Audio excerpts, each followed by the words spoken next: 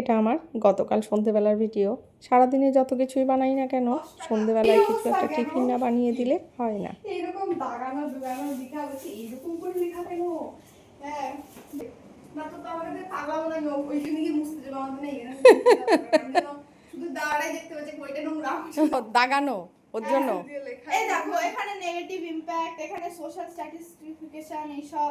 আরে ওই দাও থোড়ি জানি তোর ছবি লাগবে। হ্যাঁ হ্যাঁ, জিনিয়ার একটা পেজ জেরক্স করতে হবে, সেটাই রাই করে এনে দিয়েছে। কারণ ওর পাপু বাড়ি নেই, গেছে একটু রুবি হসপিটালে ডাক্তার দেখাতে। আর বারাসাত থেকে রুবিটা তো অনেকটাই দূরে জানো, তো আস্তে আস্তে সন্ধে হয়ে যাবে, তাই ভাবলাম একটু কিছু টিফিন বানিয়ে রাখি। তোমরা হয়তো দেখে বুঝেই গেছো আমি কি বানাবো একটু পোহা। সেটাই রেডি করে নিচ্ছিলাম। তো বাদামটা একটু ভেজে নিচ্ছি। পোহাটা জিনিয়া বেশি ভালোবাসে না, কিন্তু রাই খুব ভালোবাসে। আর এখন তো সারা দিন প্রায় বৃষ্টি হচ্ছে, বৃষ্টির সময় কিন্তু এসব ধরনের খাওয়া বেশ ভালো লাগে।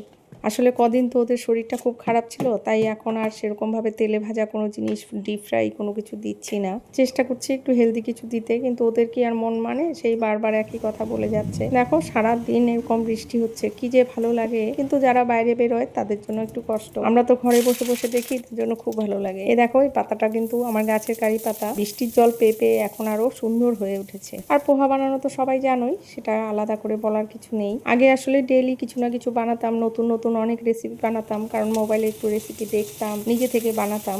কিন্তু যখন থেকে ভিডিও করা শুরু করেছি, তখন থেকে বিকেলের যে টিফিনটা, সেটা কিন্তু অনেকটাই বন্ধ হয়ে গেছে। প্রতিদিন বানানো হয় না, কারণ আমার ভিডিওর কাজ থাকে, সন্ধ্যাবেলাটা একটু সময় পাই, সেই টাইমটা আমি ভিডিওর কাজ করি। তার জন্য এরকমভাবে আর টিফিন বানাতে গেলে প্রায় 1 ঘন্টা সময় লেগে যায়।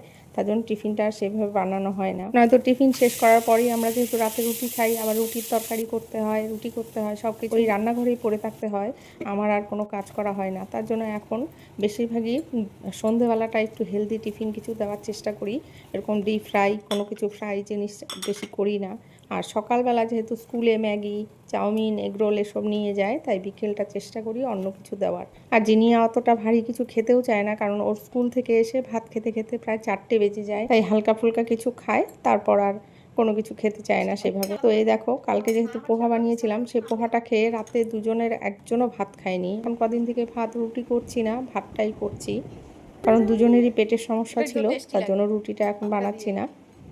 তো ওদের দুজনকে দিয়ে দিলাম। এবার আমার জন্য একটু চা করে নেব।